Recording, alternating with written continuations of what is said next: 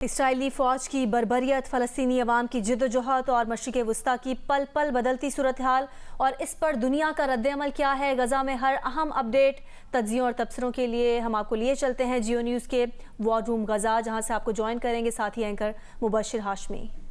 गज़ा war room में खुश आमदीद। बहुत सी अहम अपडेट्स गज़ा की कशीदा सूरत हाल से मुतालिक। सबसे पहले अपडेट ये है कि गज़ा में स्कूलों, अस्पताल और अक़वाम मुत्तहिदा मराकज़ को निशाना न बनाया जाए। सेक्रेटरी जनरल अक़वाम मुत्तहिदा ने गज़ा में पानी, खुराक और फ्यूल की फौरी फराहमी की इजाज़त देने का मुतालबा किया है। एंटोनियो गुतेरेस का कहना है कि 2,20,000 फ़लस्तीनी UN एजेंसी के कैंप्स में पनाह लिए हुए हैं। अक़वाम मुत्तहिदा के मुताबिक इसराइली बमबारी के बायस बेघर फ़लस्तीनियों की तादाद 3,38,000 से तजावज़ कर गई।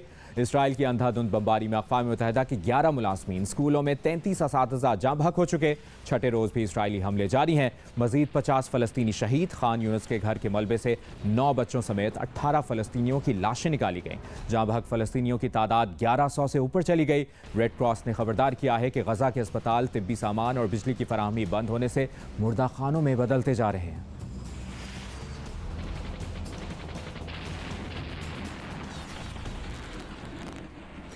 और एक और अहम अपडेट यह है कि इसराइली फ़ौज ने हमास के हमलों में हलाक अपने मजीद 31 फ़ौजियों के नाम जारी कर दिए हैं। अब तक 220 अफसरों और एहलकारों की हलाकत की तस्दीक की है। 6 रोज़ के दौरान हलाक इसराइलियों की तादाद 1300 तक जा पहुंची है। जर्मनी ने इसराइल को 2 जंगी ड्रोन इस्तेमाल करने की इजाज़त दे दी है।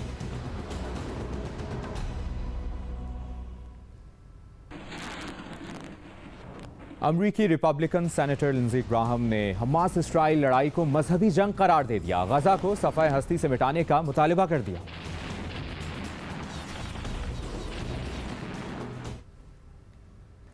और इस तमाम तर मामले पर पाकिस्तान का बयान भी सामने आया है। पाकिस्तान का कहना है कि निहत्ते फ़लस्तीनियों पर इसराइल की तरफ से ज़मीन तंग की जा रही है। गज़ा में फ़लस्तीनियों पर गैर इंसानी बमबारी फौरी तौर पर रोकी जाए। तर्जुमान दफ्तर ख़ारजा का कहना है कि आलमी बिरादरी पाकिस्तान के साथ मिलकर गज़ा में सीज़ फायर पर काम करे। मशरिक़ वस्ता में क़याम अमन वक्त की अहम ज़रूरत है। उम्मीद है इसराइल अरब लीग के मुतालिबात पर संजीदगी से गौर करेगा।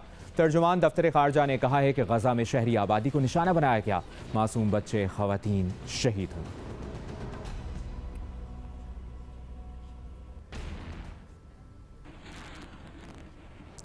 हमास इसराइल जंग के दौरान इसराइल की जानिब से फेक न्यूज़ फैलाने का सिलसिला जारी है। अमरीकी सदर जो बाइडन ने भी इसराइल के दिफा के लिए फेक न्यूज़ का सहारा ले लिया। हमास की जानिब से 40 के करीब बच्चों को कत्ल करने की गलत खबर को दोहराते हुए अमरीकी सदर ने कहा कि कभी सोचा भी नहीं था कि दहशतगर्दों की जानिब से बच्चों के सर कलम करने की तस्वीर देखनी और इनकी तस्दीक करनी पड़ेगी। व्हाइट हाउस ने अमरीकी सदर के बयान की तरदीद करते हुए वजाहती बयान जारी कर दिया। कहा, सदर जो बाइडन और दीगर अमरीकी हुक्काम ने इस बात की आज़ादाना तौर पर तस्दीक नहीं की कि हमास के दहशतगर्दों ने इसराइली बच्चों के सर कलम किए।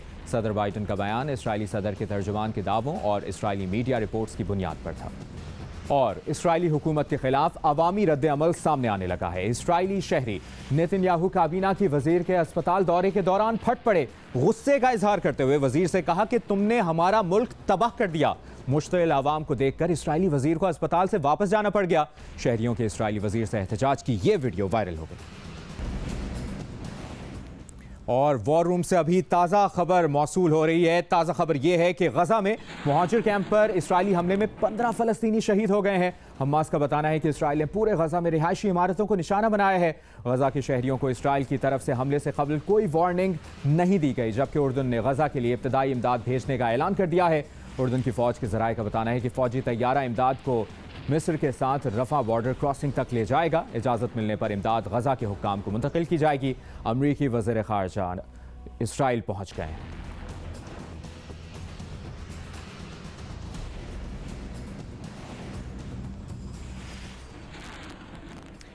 वॉर रूम से गज़ा की ताज़ा तरीन कशीदा सूरत हाल आपने जानी।